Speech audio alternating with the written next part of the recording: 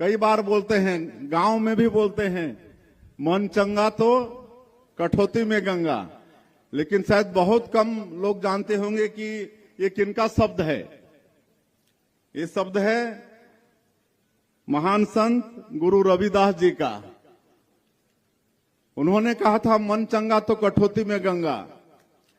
इसके पीछे लंबी कहानी है, अभी बताने का वक्त नहीं है। उनका आशय ये था कि अगर मन पवित्र है तो भगवान भी उस भक्त के यहां जाते हैं। और आप लोगों को मालूम होगा कि कठौती मतलब क्या होता है। कठौती आपके समाज से संबंधित है। कठौती भक्त रविदास जी के कठौती में गंगा मैया को आना पड़ा था। गंगा मैया के प्रति इतनी अटूट श्रद्धा